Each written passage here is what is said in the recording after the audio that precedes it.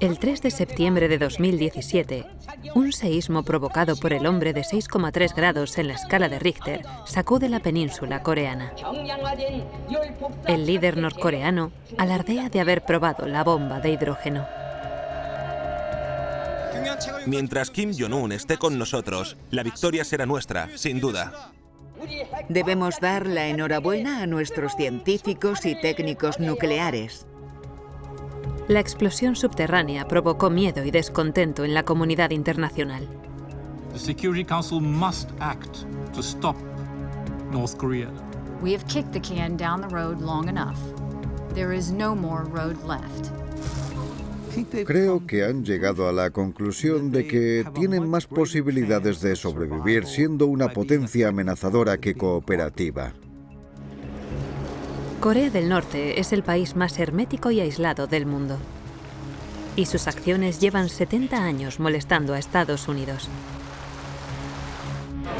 En 2006 me infiltré en el país y encontré un mundo de conformidad. Vigilantes gubernamentales. Mañana sales del país. Y horrores de los que la gente escapa arriesgando su vida. Nunca me había sentido tan aislada como en Corea del Norte. 3 años más tarde me tocó en lo personal, ya que mi hermana Laura fue secuestrada y encarcelada allí mientras grababa para la televisión. El soldado me golpeó la cabeza con la culata y me quedé sin conocimiento. Al despertar supe que estaba en Corea del Norte. Hoy, con un nuevo líder y con la preocupación internacional aumentando cada vez más, recuerdo mi viaje de 2006 y el secuestro de mi hermana. Dentro de Corea del Norte hoy.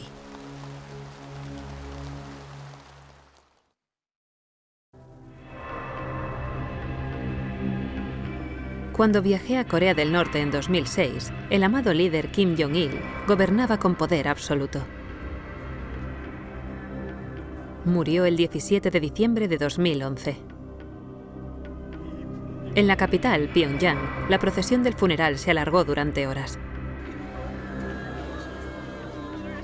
El dolor de sus súbditos duraría mucho más tiempo. Su hijo pequeño, Kim Jong-un, es el tercer gobernante de la dinastía Kim de esta nación comunista. Lo llaman líder supremo. Para el mundo, el joven Kim Jong-un de apenas 30 años era un desconocido y aún hoy resulta enigmático e impredecible. Desde que Kim Jong-un llegó al poder, empezó a mostrar mucha autoridad y a deshacerse de su oposición con una brutalidad que no se había visto ni en su padre ni en su abuelo. En un movimiento muy inteligente, cambió su apariencia, se cortó el pelo para parecerse a su abuelo, el fundador del país, Kim Il-sung. Pese a ser joven e inmaduro y a no inspirar confianza, se hizo con el poder. Se estima que Kim Jong-un ha asesinado a 140 antiguos líderes, incluyendo a su tío y supuestamente a su medio hermano. Su régimen ha probado unos 80 misiles. Algunos eran misiles balísticos intercontinentales que amenazan a sus enemigos. En 2016, el estudiante estadounidense Otto Warmbier, que estaba de visita, fue arrestado y condenado a 15 años de trabajos forzados. I beg for forgiveness. Fue liberado misteriosamente a los 17 meses tras sufrir un coma. Murió poco tiempo después. El presidente Obama le dijo al entonces presidente electo Trump que Corea del Norte sería su reto internacional más urgente. Es como si, cada vez que Estados Unidos cambiase de gobierno, Corea del Norte lo pusiese a prueba. La diferencia es que Kim Jong-un resulta mucho más impredecible que su padre. Y el nuevo presidente de Estados Unidos es también una persona sin experiencia y quizás el presidente más impredecible que haya tenido el país. North Korea best not make any more threats to the United States, they will be met with fire and fury like the world has never seen. ¿Qué quiere Kim Jong-un? ¿Qué lo mueve? En los tres dictadores, Kim Il-sung, Kim Jong-il y Kim Jong-un, se observa un concepto común: el desarrollo de misiles y armas nucleares y su esfuerzo para combinarlos con estrategia última de supervivencia. Su preocupación número uno es sobrevivir.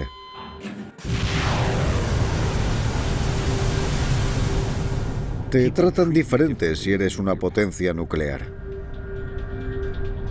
Los dos exitosos lanzamientos de misiles en julio de 2017 probaron que Kim Jong-un tenía misiles capaces de alcanzar Estados Unidos. Esto provocó un choque entre Estados Unidos y Corea del Norte nunca visto desde la Guerra de Corea. Y demuestra que su programa nuclear está más avanzado de lo que se pensaba.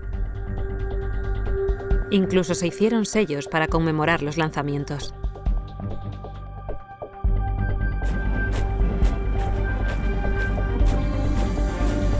Corea del Norte tiene uno de los ejércitos más grandes del mundo. Con desfiles como este muestran el poder al pueblo y lanzan un mensaje a sus enemigos.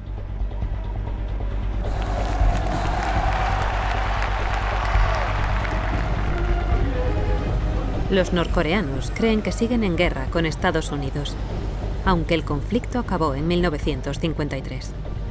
Pero el origen de la hostilidad de Corea del Norte hacia otras potencias se remonta a un siglo atrás. En 1910, Corea fue colonizada por Japón. La brutal ocupación acabó con más de 1000 años de Corea como nación soberana. Esto supuso una enorme vergüenza. Japón perdió Corea en la Segunda Guerra Mundial y el país se dividió entre el sur, apoyado por Estados Unidos, y el norte, apoyado por los soviéticos y guiado por un joven rebelde llamado Kim Il-sung. En 1950, Kim Il-sung invadió el sur para unificar el país, pero Estados Unidos se opuso frontalmente a la expansión comunista. Unos 4 millones de personas murieron en la Guerra de Corea, que fue uno de los conflictos más sangrientos de la historia. En solo 4 meses, Estados Unidos lanzó casi 3.800.000 litros de napalm. Las principales ciudades de Corea del Norte quedaron arrasadas, incluyendo Pyongyang. En 1953, después de 3 años de contienda, Corea seguía dividida por casi el mismo sitio que antes de la guerra: el paralelo 38. Nunca hubo tratado de paz, sino un estado permanente de alto el fuego. El área fronteriza de seguridad es el único lugar en el que los norcoreanos están en contacto con el resto del mundo. A un lado de esta franja de hormigón está Corea del Norte. Al otro lado, la alianza entre Estados Unidos y Corea del Sur. Aquí se vigila cada movimiento. Ningún bando quiere dar un paso. Nadie lo ha hecho en los últimos 60 años. Mirad a los soldados del lado de Corea del Norte. Hay 2 vigilándose mutuamente para que ninguno deserte. Y luego está el líder al fondo, controlando que no deserte nadie desde el norte. Nadie podría pasar con tanta vigilancia. Y cruzar la zona desmilitarizada es casi imposible. La zona desmilitarizada de Corea es una franja de 4 kilómetros de ancho que recorre la frontera intercoreana. Con más de 1 millón de minas terrestres, vallas eléctricas y casi 2 millones de soldados, cruzarla es un suicidio casi seguro.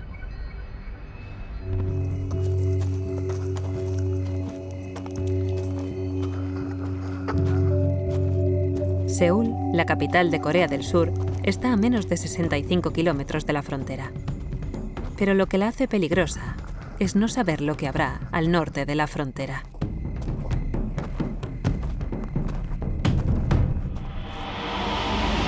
Corea del Norte, oficialmente la República Popular Democrática de Corea, es un agujero negro de inteligencia. Podríamos decir que Corea del Norte ha sido el mayor fracaso de la inteligencia de Estados Unidos desde las armas de destrucción masiva de Irak. Las agencias de inteligencia estadounidenses no inciden en ello porque Corea del Norte es un objetivo muy difícil. Pero hay cosas que sí sabemos. Corea del Norte tiene el tamaño de Mississippi y tiene 25 millones de habitantes, una capital próspera, Pyongyang, y pobreza en el resto del país. Los tres Kim fueron y son dictadores absolutistas y fueron venerados con el culto más extremo de la historia. Ya no es solo que el pueblo se crea el mito de que esta familia los está protegiendo de los invasores estadounidenses, sino que, debido al mito fundacional de Kim Il-sung, piensan que todo líder o autoridad debe ser descendiente suyo.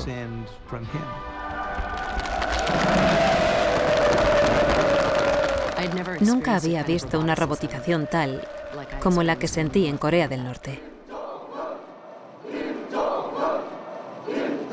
Y era muy difícil saber si la gente se sentía tan motivada por su amado líder o si, en realidad, actuaban así por obligación. Desde que nacen, a todos se les selecciona para amar a los líderes y las fuentes de información externas están prohibidas. Los periódicos y la televisión están controlados por el Estado. Muchos aquí no saben que el hombre llegó a la Luna.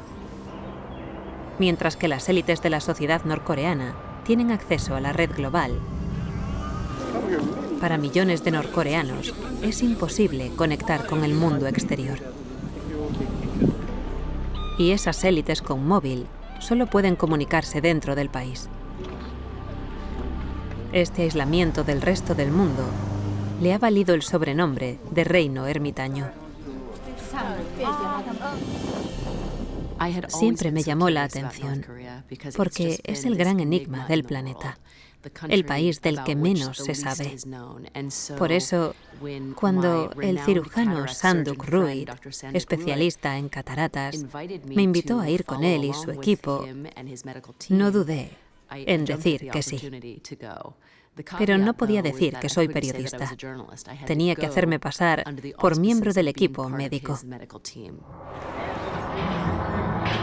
En Corea del Norte, miles de personas se quedan ciegas por la falta de atención sanitaria más básica. La cifra anual de operaciones es muy pequeña y la tasa de ceguera es una de las más elevadas del mundo. El doctor Sanduk Ruid viajó desde Nepal hasta Corea del Norte para realizar más de 1000 operaciones en menos de 10 días. Su misión era puramente humanitaria. Nuestro equipo se hizo pasar por personal sanitario a las órdenes del Dr. Ruid. Íbamos a documentar su trabajo y mostrarle al mundo cómo era la vida en Corea del Norte. Esta reunión en un hotel de Katmandú fue la última vez en la que pudimos hablar en privado. ¿Habrá siempre un norcoreano con nosotros? ¿Desde aquí hasta Pyongyang? De aquí a Pyongyang y de vuelta a Katmandú. Los vigilantes norcoreanos nos recogieron en Nepal y controlaron cada paso hasta el final del viaje. El Dr. Ruid sabía que Brian, nuestro cámara sudafricano, y yo estaríamos muy vigilados. ¿Piensas que nos seguirán? Estoy seguro. Le preocupaba que las cámaras llamasen la atención al entrar al país. Podemos meterlas ahí. Quería esconderlas mejor, debajo del material hospitalario. Y las cubrimos con sábanas.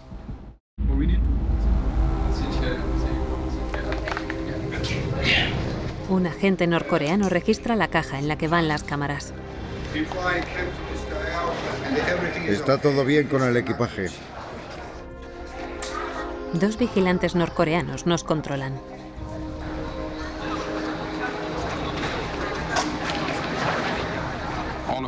Nos van a seguir de cerca. Deberíais apagar la cámara. Ahora, creo que fui un poco ingenua.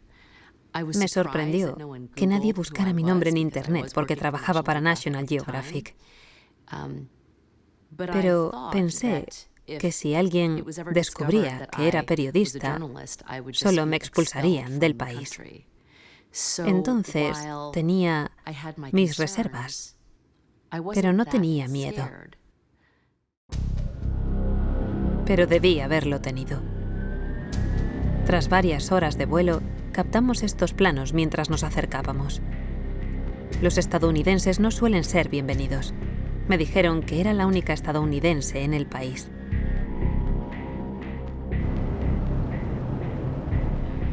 Ya en tierra, pudimos ver Pyongyang y grabar a escondidas, lo que no fue fácil con los vigilantes en el coche. Pasamos por 12 autopistas sin apenas tráfico. Y había imágenes de Kim Il-sung y Kim Jong-il por todas partes. Pyongyang era y es una ciudad relativamente privilegiada.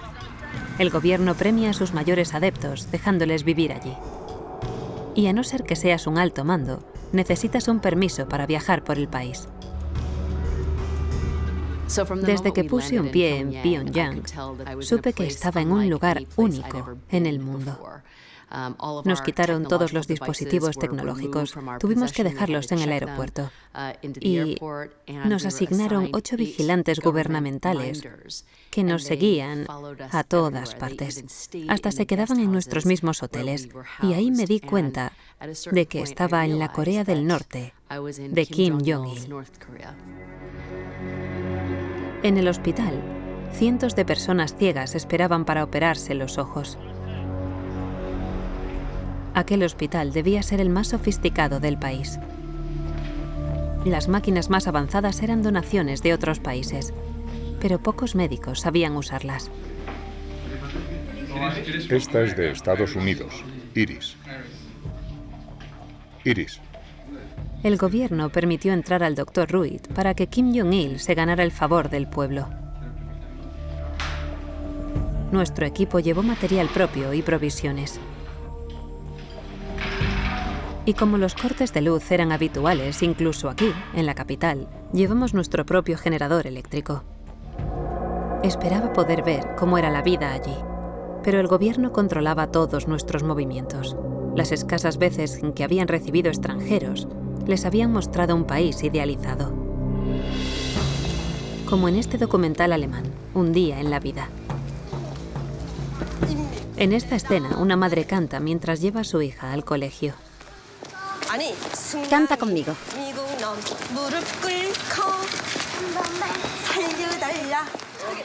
El documental muestra una bella fachada, porque aquí la imagen es importante. En el hospital, el Dr. Ruid sigue con su misión. En los países desarrollados, las cataratas no se complican tanto como para producir ceguera, sobre todo en los jóvenes. Pero aquí, a causa de una pobre asistencia y la malnutrición, la incidencia es 10 veces mayor que en Occidente y afecta a niños y mayores. Pero en Corea del Norte, las cataratas son solo una parte de la catástrofe humanitaria. El médico y activista alemán Norbert Pollertsen trabajó un año allí y grabó las terribles condiciones sanitarias. Viejas mesas de operaciones con sangre, botellines de cerveza en quirófanos y ausencia de antibióticos y anestesia. El gobierno norcoreano te cuenta que allí todo es gratuito. Es mentira, porque no hay de nada. Ni medicinas, ni agua corriente, ni jabón en los hospitales. Pero es la falta de alimentos y su efecto en los niños lo que más impresiona. Cuando trabajé como médico allí, vi a muchos niños hambrientos. Vi niños morir en mis manos porque era tarde. Ya no había urgencia que atender, porque el niño ya se estaba muriendo antes de que yo llegara. Me sentía impotente. A mediados de los 90, los desastres naturales y su mala gestión provocaron una hambruna que mató a 3 millones de personas, el 10% de la población de Corea del Norte. una de las peores hambrunas del siglo en el corazón del próspero este asiático.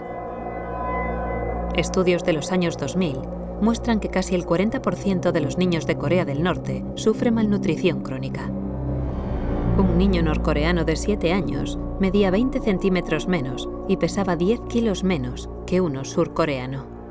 El daño de los huesos es irreversible. Se les llamó generación raquítica. Fue una situación trágica. Y es curioso, porque era la misma gente con la misma dieta. Sufrían malnutrición.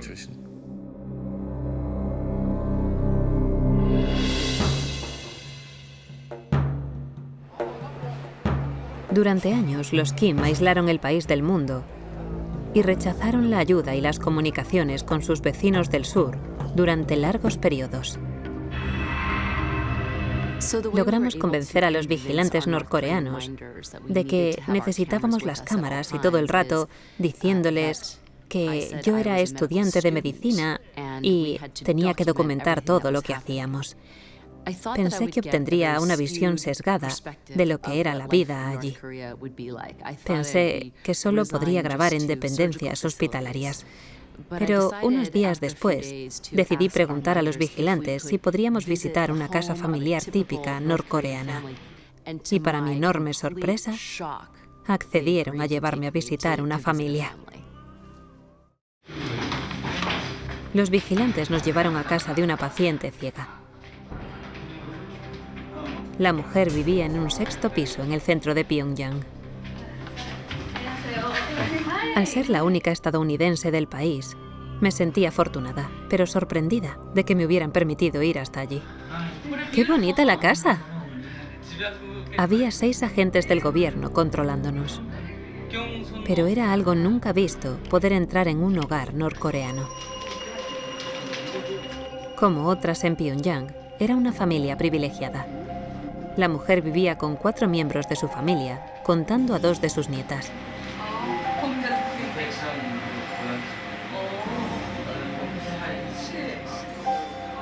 Lo primero que me chocó fue no ver fotos familiares. Solo había imágenes de Kim Jong-il y su padre. De todas las fotos, ¿cuál es su favorita? Todas son nuestras favoritas. Todas las fotos lo son. Claro, todas. Ya. Podíamos retratar al líder, pero con cuidado. No se puede. ¿Hasta ahí? ¿Qué pasa si saco solo el medio? ¿Qué pasa? ¿Por qué no? No. No podíamos preguntar por qué. Teníamos que sentarnos y disfrutar de la canción de la nieta. Queríamos hablar con ellos, pero con los vigilantes alerta, hicimos lo que pudimos.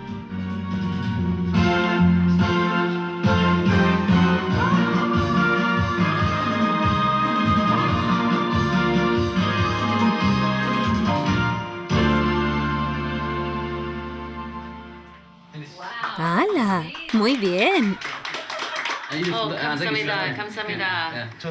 Al final pudimos hacerles algunas preguntas.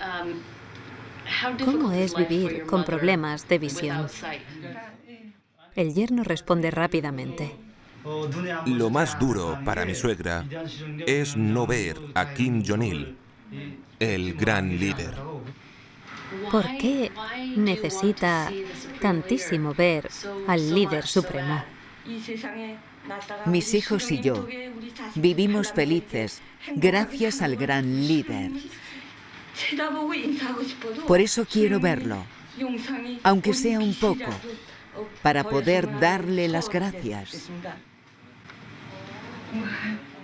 Estaba emocionada.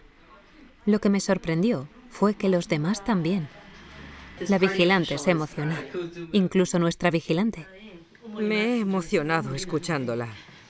Si nuestra nación y nuestro líder no existieran, estaríamos muertos. A mi padre lo mataron y el gran líder se hizo cargo de mí. Ahora soy miembro del partido. Tengo una duda. ¿El gran líder también se equivoca? ¿Qué? ¿Se puede equivocar el gran líder? ¿Puede? ¿O nunca lo que dice es siempre mágico? No la entiendo. Vale. Creo de verdad que nuestro acompañante no entendió mi pregunta, porque que yo estuviera cuestionando la autoridad de su amado líder le resultaba incomprensible, y por eso no sabía cómo traducir esa pregunta. Corea del Norte es un país muy pequeño.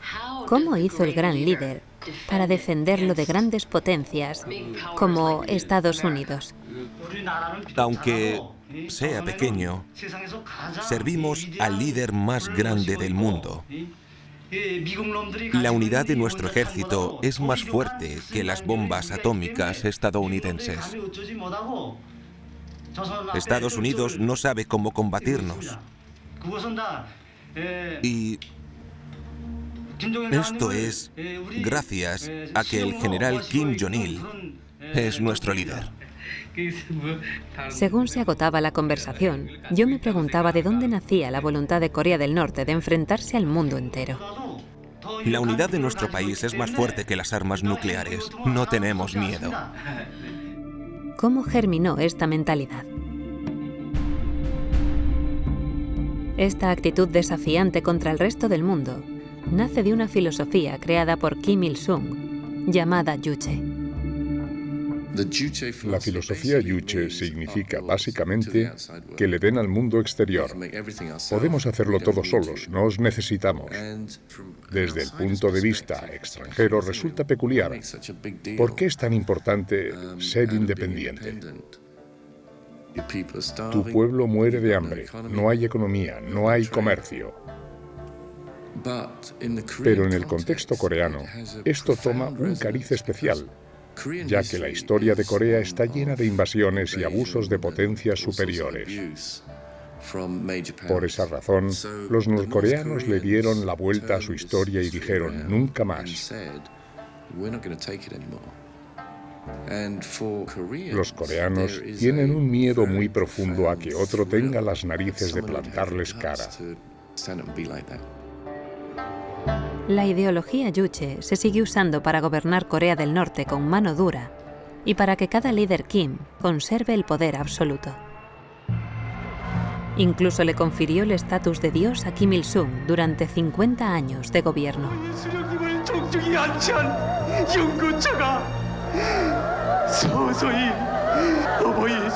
Con su muerte en 1994, Kim Il-sung dejó una nación traumatizada.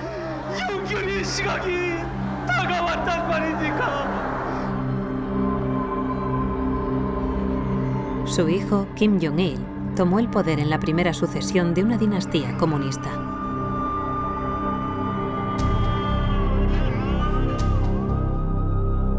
Siguiendo los pasos de su padre, Kim Jong-il gobernó gracias al miedo. Y hoy, su hijo, Kim Jong-un, sigue utilizando la ideología Juche de independencia para unificar la nación y aplastar las discrepancias. En nuestro último día en Corea del Norte, el Dr. Rui trabajó hasta la noche para alcanzar su objetivo de las 1000 operaciones. Él cree en el compromiso humanitario en todos los países del mundo, independientemente de la política. Los norcoreanos tienen dos ojos, como tú y yo. Tienen boca y dientes, ¿no? El mundo entero tiene que ver que mucha gente en este país necesita nuestro cariño.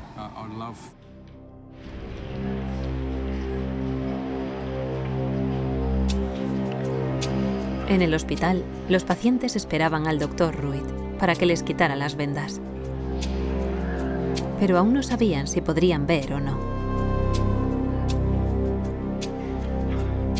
Fue fascinante estar en esa sala. Era como un teatro. Mientras les retiraban las vendas, yo pensaba que vería grandes reacciones de gratitud hacia el equipo médico que les curó la vista. Pero lo que vi fue algo muy diferente. Realizamos más de 1000 intervenciones, todas con buen resultado, sin infecciones. En ese sentido, estoy satisfecho. El acompañante nos volvió a advertir de que sacásemos solo la imagen completa del líder.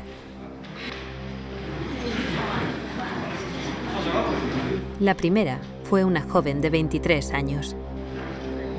Iba con su padre y llevaba años completamente ciega.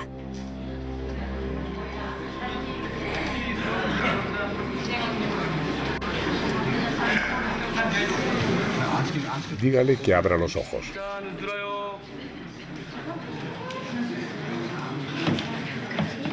Vale. ¿Puedes tocarme la nariz?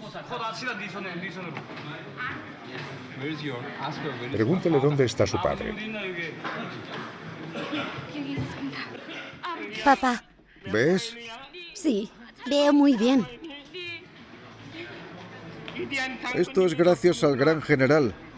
Hay que agradecérselo al gran general. Sí, papá. Gracias, gran general. Quiero mostrar mi gratitud al gran general. Gracias, muchas gracias, gran general Kim Jong-il. Muchas gracias a nuestro gran general Kim Jong-il. Te alabamos. Te alabamos. Te alabamos. Entonces vimos a la señora a la que habíamos visitado en su casa. Llevaba años esperando para ver a su líder. Y esa visión no la decepcionó. Gracias. Gracias.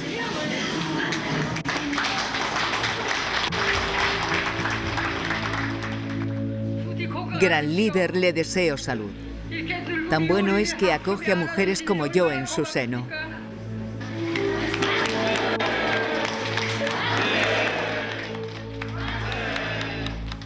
Era todo tan surrealista, pero no sabría decir si lo sentían de verdad o si lo hacían por obligación, porque sabían que si no lo hacían, pagarían las consecuencias. Con estos ojos que me ha dado, cogeré un arma y mataré a los enemigos estadounidenses. Los haré desaparecer de la tierra. Cuando me fui de Corea del Norte, sentí un gran alivio y pensé que no volvería a tener nunca más nada que ver con aquel país. Pero mi familia conoció el terror cuando mi hermana Laura fue secuestrada y encarcelada allí. En marzo de 2009, yo trabajaba en un documental sobre desertores norcoreanos, gente desesperada que huye de la situación de Corea del Norte.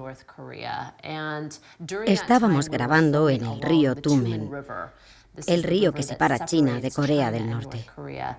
Estaba congelado y nosotras estábamos de pie sobre el río cuando nos vieron dos soldados norcoreanos. Nos persiguieron hasta el lado chino y, con violencia, nos arrastraron por el río a mi compañera Yoon Lee y a mí hasta Corea del Norte. Era de madrugada. Mi marido y yo estábamos durmiendo. Llama a mi cuñado y me dice que unos soldados norcoreanos habían secuestrado a Laura. Me dio un vuelco el corazón. Estaba magullada y ensangrentada. Intentaba estar tranquila, pero tenía mucho miedo. Nos trasladaron a Pyongyang. Nos mantuvieron separadas el resto del tiempo. Y entonces fue cuando empezaron los interrogatorios. Me interrogaban todos los días, durante horas. Una de las cosas más difíciles fue convencerlos de que no era espía. El cofundador y presidente de la empresa para la que trabajaba, Current TV, era el vicepresidente Al Gore. Y eso les hizo sospechar de una relación con el gobierno. Un día, mi interrogador llegó con una carpeta. Era información sobre mi hermana y los proyectos en los que había trabajado. Estaba muy agresivo y receloso. Nos acusó a Lisa y a mí de intentar derrocar al gobierno de Corea del Norte. Yuna y yo fuimos las primeras estadounidenses procesadas por el más alto tribunal de Corea del Norte. El día del fallo, el juez se retiró a deliberar. Tardó 5 minutos en volver con la sentencia. 12 años de trabajos forzados. En 2006, entrevistamos a un desertor norcoreano que había estado en una de las cárceles más famosas de Corea del Norte y la describía como el lugar más cruel e inhumano. No podía ni imaginarme a mi hermana entrando en ese sitio. Estaba totalmente aterrorizada. El juez gritó: no hay perdón, no hay recurso. Y me agarré al podio. Estaba en un podio y me agarré para no caerme. Le dije a mi interrogador que me dejase hablar con mi hermana, que yo no sabía lo que querían, pero que fuera lo que fuera, yo podía convencerla para que ella nos ayudase. Lo que nos aconsejó el Estado, Al Gore y todas las personalidades con las que hablamos, fue que fuéramos discretos. No queremos problemas con Corea del Norte, no sabemos lo que ha pasado, que no llegue a la prensa. Y le dije a mi hermana que no diríamos nada. Y ella me dijo que no, que había que contarlo.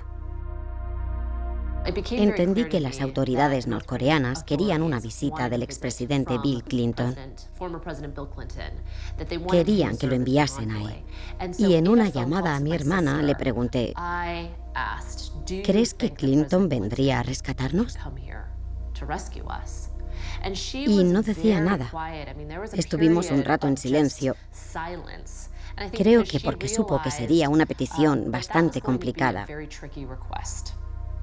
Sobre todo porque Hillary Clinton era secretaria de Estado.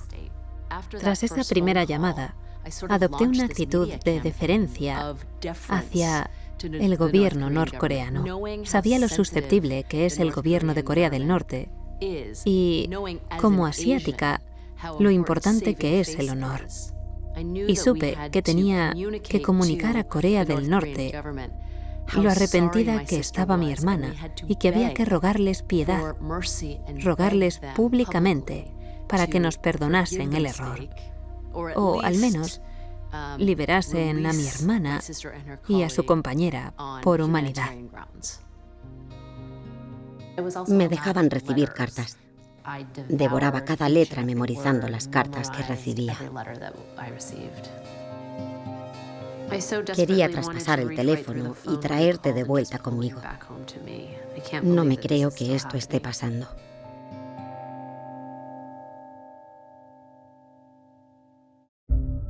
Las cartas de mi hermana eran una estrategia. Lisa siempre incluía palabras de respeto hacia las autoridades norcoreanas. Siempre pedía perdón. Ella sabía que no solo las leía yo. A veces me llegaban con manchas de café. Cuando Al Gore convenció al expresidente Clinton de que fuera, hicimos una videollamada. Era una misión secreta para Corea del Norte. Y sucedió todo muy rápido. Las imágenes de Clinton aterrizando en Corea del Norte comenzaron a aparecer en televisión. Y allí, para recibirlo, estaba un exultante Kim Jong-il. Fue una revelación ver aquel telediario. Escuché a la presentadora norcoreana decir: Clinton, con esa voz chillona. Miré a la tele y vi el reportaje sobre la reunión entre el expresidente Clinton y Kim Jong-il. Yuna y yo estábamos juntas y le pregunté que qué decían y me dijo que Kim Jong-il y Clinton habían mantenido una reunión relajada. Yo la miré y le dije: Yuna, nos vamos a casa. Tras 140 días de miedo e incertidumbre, Laura Lin e Yuna Lee abandonan Corea del Norte en buen estado y deseando llegar a casa. Durante esa reunión, Kim Jong-il le contó a Clinton que cuando su padre falleció en 1994, Clinton fue el primer líder en llamarlo para darle el pésame, incluso antes que sus propios aliados. Kim le dijo a Clinton que nunca había olvidado aquel gesto y que llevaba queriendo conocerlo desde entonces.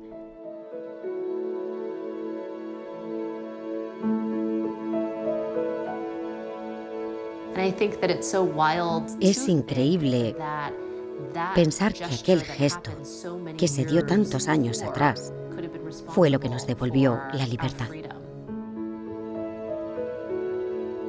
Y también demuestra que hubo un respeto mutuo entre ambos líderes que permitió que la diplomacia hiciese su trabajo.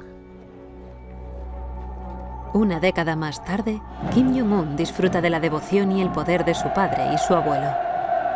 Y además parece gustarle ser el centro de atención. Kim Jong-un, como su padre y su abuelo, ha jugado muy bien sus cartas. Hay gente que lo mira y dice que está loco. Si lo estuviera, estaría loco. Pero sería un estratega brillante, un jugador estupendo. Y bastante listo a la hora de pensar en cómo la tecnología nuclear y cibernética le otorgarían el poder de alcanzar a Estados Unidos y a sus otros enemigos. Según Corea del Norte, su país ha estado en guerra con Estados Unidos durante décadas y, en muchos aspectos, necesitan sentir esa tensión entre los dos países porque, de otra manera, se comenzaría a cuestionar el régimen y el sentido de tanta pobreza y miseria. Teniendo este enemigo como objetivo, el régimen tiene una excusa para no darle a su pueblo lo que necesita. Corea del Norte quiere que se la trate con respeto, como a una gran potencia, pero no piensan conseguirlo a través de la integración económica con Occidente. ¿Que si creo que lanzarían una bomba nuclear a Estados Unidos? No, porque 45 minutos más tarde vendría el fin del régimen. ¿Que si creo que cumplirían su amenaza de retener rehenes estadounidenses para conseguir lo que desean? Sí, es su estilo. Según su agencia central de noticias, Kim Jong-un asegura que Corea del Norte está alcanzando su objetivo de igualar militarmente a Estados Unidos. The United States has great strength and patience, but if it is forced to defend itself or its allies, we will have no choice but to totally destroy North Korea. Ante la creciente tensión entre Estados Unidos y Corea del Norte, la comunidad internacional sigue, como en las últimas décadas, en su posición de aplicar sanciones que parecen no afectar los planes de Kim Jong-un de convertirse en una potencia nuclear.